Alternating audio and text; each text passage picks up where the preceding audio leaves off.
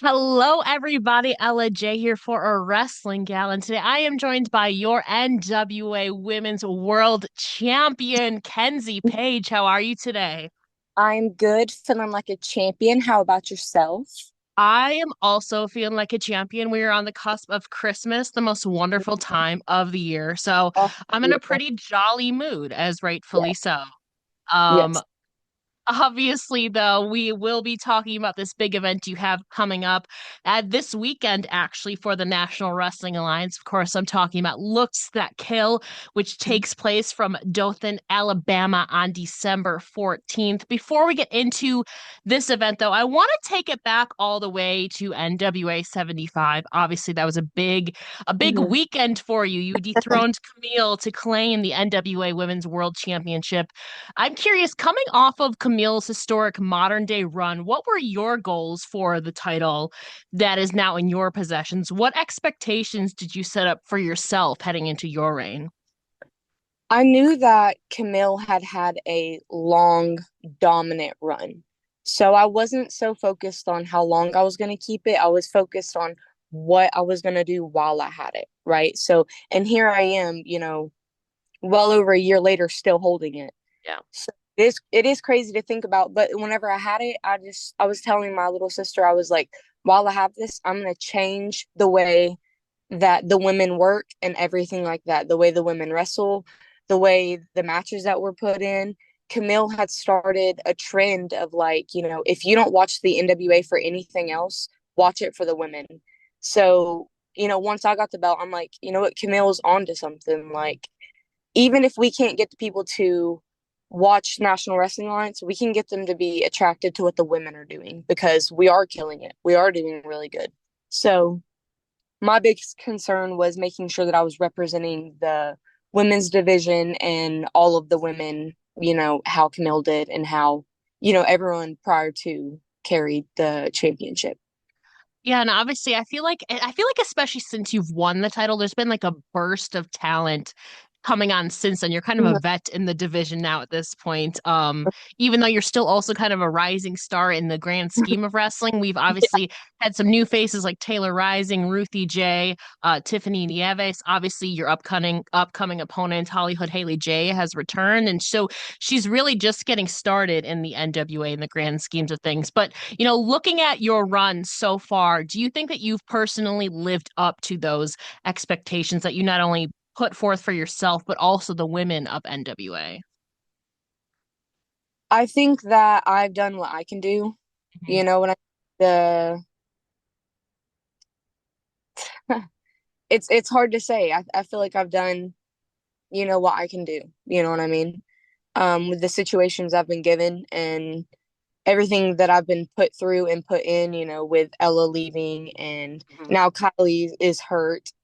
Yeah. I feel like I've done everything that I can do and I've went above and beyond, even, behind the scenes. So I feel like in my head, in my brain, I've lived up to it, on what I can deliver.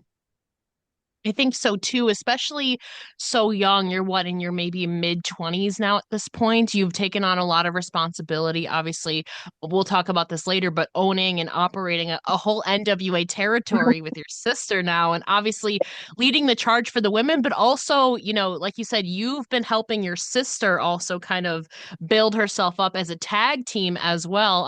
So since we're on the topic of her, obviously, like you said, she unfortunately is injured now. Unfortunately, I was there at WrestleCade weekend when it happened. I was like, oh no, because I was so rooting for you guys. Thank you. Um, but obviously, she's on the shelf right now. But you've been such a big influence to her. You were her first pro wrestling match, which I thought was very appropriate, but it was also no holds barred. So, what has been your approach as you're kind of trying to guide your sister, but also trying to elevate to your own personal resume as well? How has it been kind of dueling those tasks?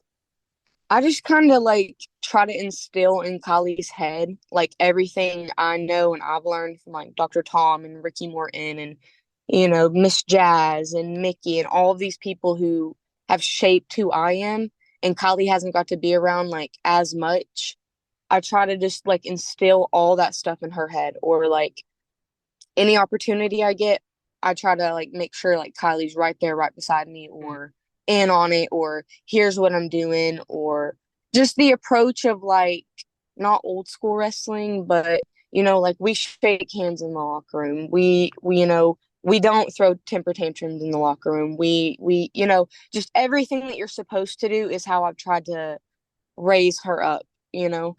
And we come from a family of wrestling, so we kind of Yeah. get it. Like, see the business side of it and the professional wrestling side of it. So I just try to, and it is hard. I watch over her sometimes more than I worry about myself. That was the big problem in the beginning. Now she's kind of got her feet wet. She takes care of herself for the most part, but I do worry about her as the older sister.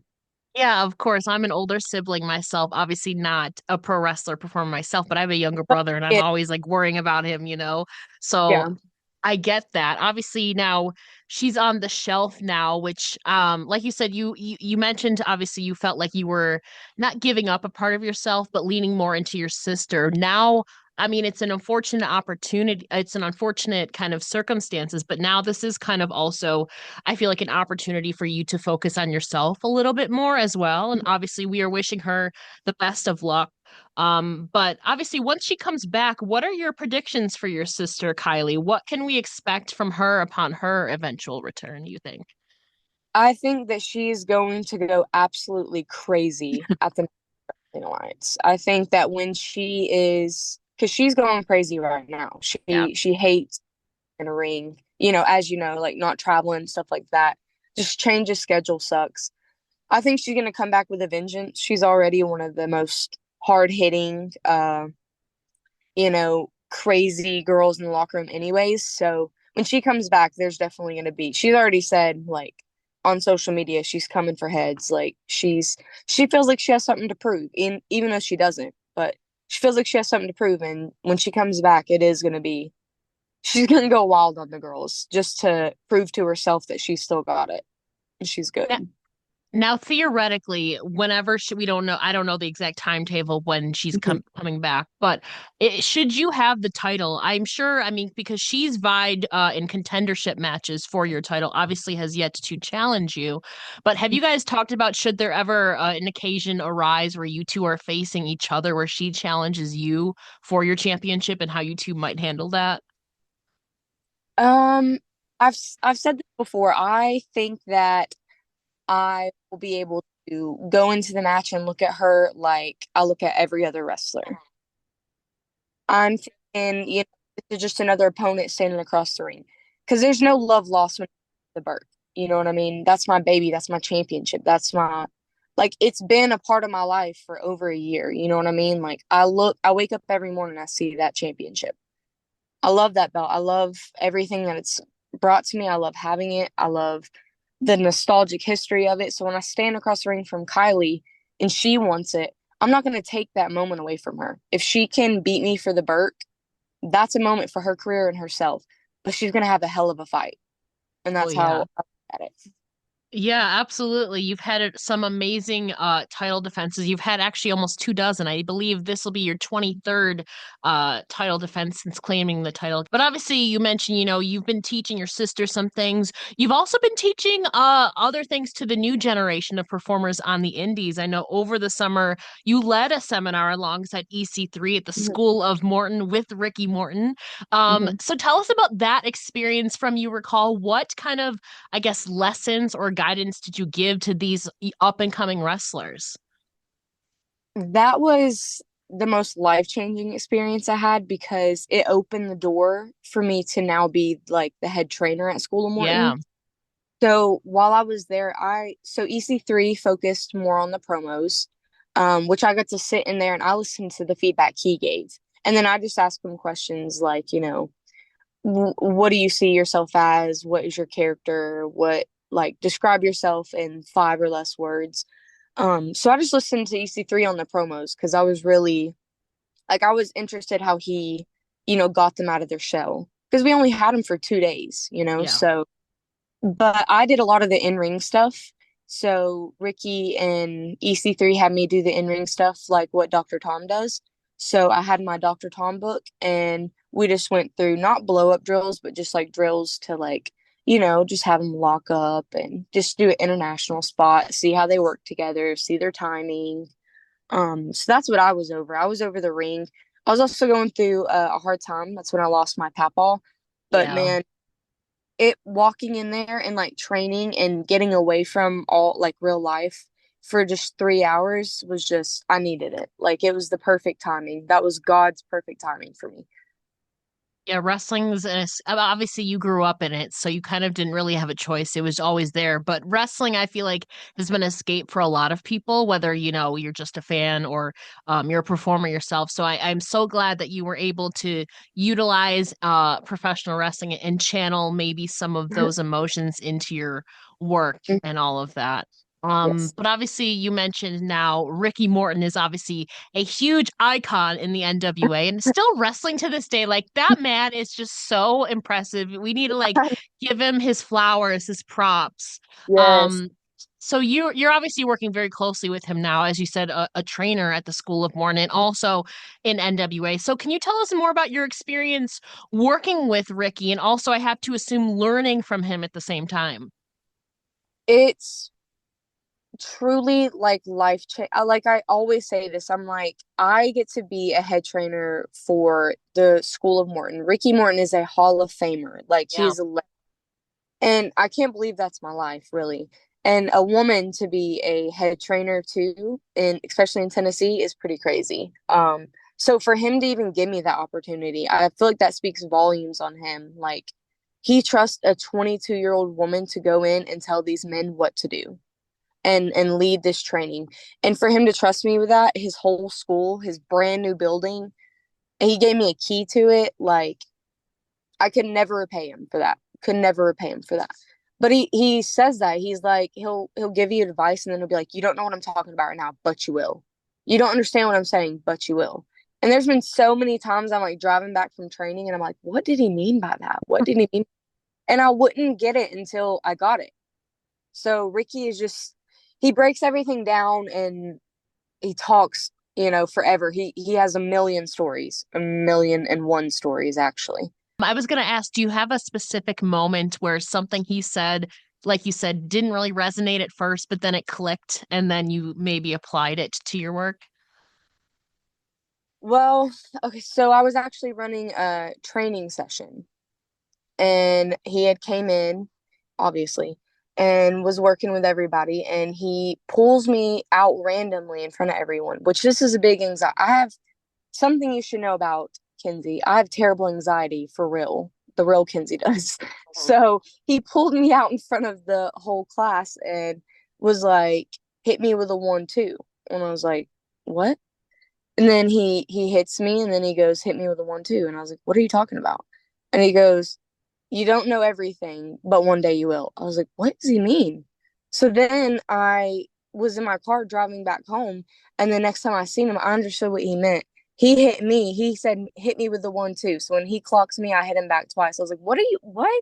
And he just said it in front of everyone. And he was like, there's certain vocabulary, there's certain terms, there's certain things you need to know to get to the next level. There's certain, it just everything's so weird in wrestling. But he was telling me, like, you have to know everything before you can get to the next level, right? So obviously that's what I'm doing with Ricky. I'm working on getting to the next level, right? That's what we keep doing in wrestling. We level up, level up.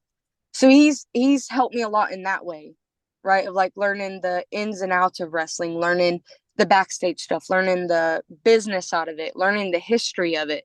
He's telling me like when he went to Japan and did like the first ever like crazy matches and used weapons and stuff, and he just opens my eyes to a lot of wrestling, and the history I wasn't around to be a part of. Yeah, that's such an awesome, obviously you grew up around it, but also being Mhm. able to continue to live that now in your own career. And obviously, like you said, you're continuing to learn. Now you know what now you can give the 1-2 to somebody else. Now you can pass that forward. Yes. Yes, I'm gonna be like hit me with a 1-2 and then just clock them. They'll be like, "What?" They're like, why did you hit me? And then maybe they'll have that moment in their car and then they know for next time, then they'll pass it on. It just continues on. And they Um, just keep hitting someone. Yes. yeah. I feel like if it were anything other than wrestling, they'd be like, why are you hitting this person? Like it's just something, like you said, only like the inside terms that you can really like understand and get away with, you know? Yeah. But that's funny. But you obviously mentioned leveling up. We are looking ahead to NWA Looks That Kill, where you will be defending your NWA World Women's Championship against Holly Hood, Haley J, and you two have certainly haven't held back on your war of words when it comes to this title match. Haley, I remember I was at Empower the first time. I remember Haley was there, vying for the NWA Women's Tag Team Championships. Obviously, she returned at NWA 76. What are your thoughts on her return thus far post NWA 76? I think she's on a run, obviously. I mean, you've not been here long and you're already having an NWA World Yeah. Women Championship opportunity. That speaks volumes, right? I mean, out of all the girls in the locker room, you come in and, within what, 3 months has a title opportunity. So I feel like she's a hard worker. That speaks volumes, but that also, it's a red flag to me. I'm going to keep my eyes open to that. How'd you get to that point? Did you cheat? Did you do this? Did you do that? Listen, I can cheat. I'm the dirtiest player in the game in the NWA. So until she takes that belt, that's what I'm claiming myself as. Yeah, and like you said, you haven't held back. You and Haley, I've been seeing exchanging some things. You said while Haley was becoming a reality TV celebrity, quote unquote, you were making National Wrestling Alliance history. So, with that in mind, and what you just mentioned, what is your mindset heading? Because she's also one who isn't afraid to take some dirty pages out of a playbook. What is your mindset like heading into Looks That Kill when you defend the Burke? Especially now that I don't have Kylie. Hmm. Um, I'm definitely sitting here thinking of like, okay, keep all those tricks, everything I know. First off, I know she has a butter sock or something like that, a rock, Yes. sock of rocks and I don't trust that. Don't trust. So I'm definitely gonna be aware of that. I'm gonna have my hairspray on deck, and at the end of the day, I'm the NWA World Champion. So the match is actually forever in my. So I'll just leave with that. Yes, it is in your favor because as far as I know, there is no added stipulation where if you get disqualified, you lose it. So you can utilize a lot of the rules to your advantage, Mhm. like you said. And this is going to be a great card. Obviously, elsewhere we've got the It Girls defending their NWA Women's Tag Team titles, Alex Taylor defending the Junior Heavyweight title. So, other than yours, is there a particular match on this Looks That Kill card that you're particularly looking forward to? Oh, I'm gonna watch that women's cage match. Mhm. And also, let me just specify this. They might be the first all women's cage match in Alabama, but neither of them are the first woman to step in a cage in Alabama. I've done it 2 or 3 times. So there's that for their history. But I will be watching that match and I will be seeing how Tiffany performs and I will be watching how Markova performs. That's the one I'm keeping my eye on for sure. Obviously, you've already beaten both of them, beaten Tiffany and Mhm. Natalia Markova. We'll talk about that, obviously. Like I said at the beginning of this, you've had nearly 2 dozen title defenses against the likes of Natalia Markova, Tiffany Nevis, your former tag team partner Ella Envy. So, looking at your record of title defenses thus far, what would you say has been your proudest title defense performance so far, and why? My proudest one is probably when I beat Max The Impaler at 76. Um, Honestly, because I walked in not with doubt, but almost in the back of my mind of like, how am I gonna beat them again? Like, how do you do something to Max The Impaler? They don't stop. It hurts. Everything they do hurts. So you're fighting pain through them, and then you have, Father James Mitchell on the outside. And so I overcame 2 battles that night, and I was proud of myself. You know what? Max is not even a battle; they are a war, and I went to war. So, and I came out on top. That's been my proudest moment. it was, I feel like, also a bit of retribution because obviously the year before, the women's television title match didn't quite go your way on night one of Oh, yeah. 75, but then you bounced back on night two, obviously. Yeah. So I have to imagine that was also a bit of retribution for you as well. Yes, it did feel good. It felt like I was proving to myself like I can go with Max the Impaler. Like I can beat them. Yeah, obviously. And like I said, one of the other challengers that you had, also your former tag team partner, Ella Envy. She now reigns as one half of the NWA Women's Tag Team Champions alongside Miss Star. I want to go back to over the summer, though, because you and your sister Kylie battled the It Girls in a brutal, hard-hitting street Mhm. fight. So how was that dynamic in facing someone who you also once reigned alongside as a tag team champion? Because that's the tide has changed drastically over the last year since then. So how was that dynamic in not only facing her in a street fight, but now you're on the opposite side of the ring as her? It was heartbreaking, 'cause Ella is like my sister, right? She's Hmm. lived together, we've trained together, we've traveled together, and this wasn't just a regular match. Like I'm not just hitting her with forearms or chops. Like I'm picking up weapons and striking it across her. But on the other end of that, I have to do that because my sister's on my team. Yeah. So it's Kylie against you, Ella, and at the end of the day, it's always going to be Kylie. So I had to just get over my feelings, and whenever I seen her, she is the perfect third for Pretty Empowered. She's the perfect fit. She's the perfect, not just third, she's the perfect first, second, third. And I wish in every universe that we never broke up. But we did, and that's the way things had to go. And we had to do things we have to do. And when it comes to, you picking up weapons and hit my sister, nah, I'm gonna hit you first. Yeah, I get it. Blood over anything else. I totally Mhm. understand that too.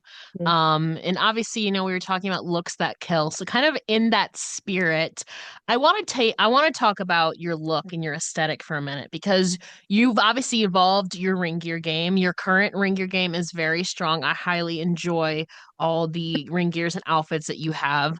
What would you say is your go-to sources of inspiration when you're crafting and envisioning your ring gears? I actually just watch random movies that I like, Oh, or we'll look at like old like Luna Vachon gear, hmm.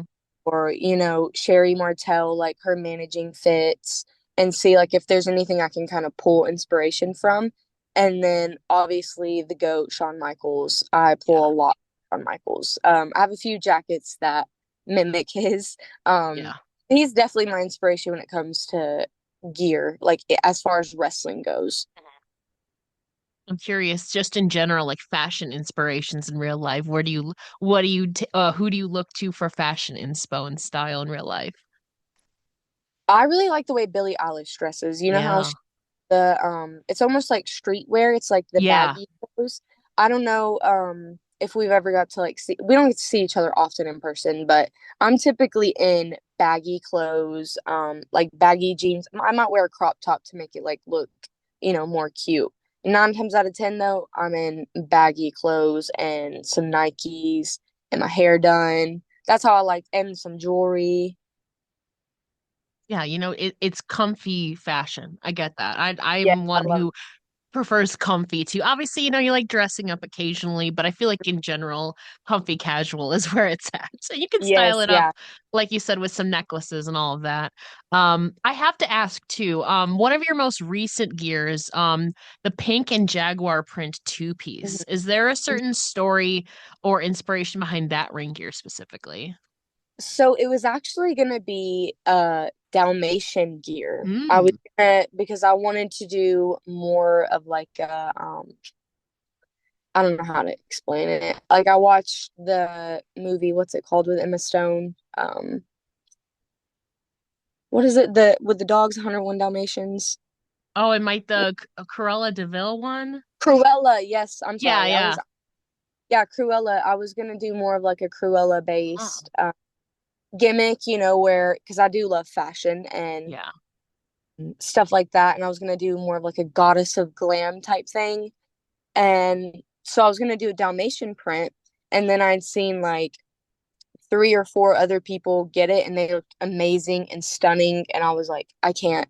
I don't want to follow that up. I can't follow that up, and they look gorgeous. So I'm gonna not do Dalmatian gear. And so I have one gear person, and he was like, "All right, well, if you don't want to do that print, let's find another animal print." So I kind of just let him, take over and plan all of that for me. And then that's what he came up with. Him Hmm. and Stevens. Do you have any teases that you can give us or hints for maybe a future ring gear? I have been looking at this certain picture of Luna Vachon where she has some spikes. She has spikes on her shoulders and like 2 little collars sticking up. And I think that it's giving like evil goddess, and I Yeah, love that. So I'm gonna try to mimic that vibe, and we're gonna see how it turns out. But that's gonna be for January, so got it. not Got it. for that. Well, we're looking forward to that. January is right around the corner, so that's actually not Yeah. too far off. The final two questions for you. As we mentioned, obviously you are the NWA World Women's Champion. You're also a mentor, a trainer. Like you said, you're also an owner and operator of NWA's territory of Kross Fire Wrestling. So, can you give us a little bit more insight into your role, this new role that you've been taking on? So the inside is I really do everything. Like I've got my hands on everything. Me and Kylie and I book and promote the show, and my father takes the ring to the building, and my mother rents the building for us, and we pay for it. And as far as everything else, that's we do everything. We make sure it's set up. We make sure the music's put together. We make sure the concession stand is put up. So literally from point A to point Z, like I have my hands on it. Kylie lives in New York, Yeah. so she doesn't get to you know, have her hands all the way in it anymore. So I've took over a lot of it, and she helps me with like the booking and the ins and outs of it. But yeah, I literally run like the entire show. Me and my dad helps me a lot. My parents help a lot, but it is hard. 22, and I still wrestle on the card too. So, and I have like when I bring in coworkers, it is hard. I'm 22 and I gotta, put on this perfect facade and act like I know what I'm doing. And well, I'm really just figuring out as I go, but it's worked for me so far. Um, but I want to keep getting better at being a promoter. That's something, Yeah. when I'm hurt and I maybe can't wrestle one day, I could see myself. I want to get in the business side of wrestling after this, anyways. I want to do more in wrestling, past just being a performer. So this is a good way for me to learn the business side of wrestling, and I feel like that's also a step up for everybody else too. Like, yeah, she's 22, yeah, you know how it is, she's a woman, but that girl gets it. She knows the business, she can work, she can talk, she got it. So I think I'm checking off all boxes, with being a promoter. That's crazy the amount of roles and hats that you're wearing. It just also impressive. I have to give you kudos for that. Absolutely. But I also have to imagine, like you said, it could be a little daunting. Luckily, wrestling runs in your blood. Maybe your dad is one of them, but you're still, like you said, still kind of new to the business sides of things. So who do you look to then for business related advice should something come up? Past my parents, Yeah. definitely Dr. Tom and Kamille, honestly. I talk to Kamille a lot about like problems that I have or situations that I have just in life too. Yeah. So Camille's really helped me with a lot of like um just figuring out how to handle things and the spot that I'm in. And Miss Jazz as well has shaped me totally into the not only woman but the champion that I am. Miss Jazz has always told me like, don't let them ever see you down, like, because I used to be an emotional person. I would Mhm. cry at any inconvenience, like anger, sadness, confusion. It would just be tears. Miss Jazz was like, "Girl, you can't let them see you like that. Like, you gotta." And so from that, literally, that was, damn, that's almost been 3 years ago. She told me that. And girl, I tell you what, I ain't cried in the locker room since. Well, still at that point too, it's understandable too because you started wrestling so young. You're still trying to grow up yourself. You were still in your late teens at that point, so you're Mhm. still trying to gather your footing, just as a young adult and all of Yeah. that. Plus, on top of all the added responsibility. So, I think that's something that comes just in general with time. Hmm. And obviously, Hmm. you've matured a lot since then. It seems, and now obviously you're helping your sister throughout her journey. So. I feel Hmm. like you're the perfect person to kind of path for her to look up to, because you've lived a lot of those experiences, so many experiences at such a young age, Kenzie. I know. Yeah. Thank you. Now, I've dealt with a lot. yeah. Now, final question: what can we expect from Kross Fire in 2025? I think you can expect change in the National Wrestling Alliance. I Mhm. think that NWA Kross Fire is going to be a big feeder for the NWA. And I think we're going to get a lot of young, hungry talent in the NWA. And hopefully, that can get, more younger, modern people into watching the NWA. And that's what I want to do. I want to bring in, like, we have so many amazing vets in that locker room. And Yeah. we need this younger generation, the people who are gonna be filling those roles. We need them to be in there with those guys, learning and feeling what it's like to be in the ring with people like that. Not learning on NWA's dime because these people are already trained. These people are already great. These people know what they're doing. But to be able to share a ring with a Trevor Murdoch or an EC3 or the world champion Tom Latimer, that changes the to direct, like, everything, you know what I mean? Like, it changes your whole career. So I want to bring in the youth and the new, like, wave of wrestlers and bring in that modern vibe to the NWA, and also build up the next generation of wrestlers because you only get better by being with better people in the ring, and that's what NWA can offer. Yeah, and obviously you will be carrying that flag for NWA, whether you're champion or not. You're kind of a staple at this point. Mm-hmm. Um, and you mentioned you're not really counting the days, but you are nearing 500 days as Mm-hmm. champion, so that's a milestone to reach Yeah. potentially. Mm-hmm. But first you'll have to get through Hollywood, Haley J. Kenzie, Yep. before we let you go, can you please let the listeners know where they can find you online and support you?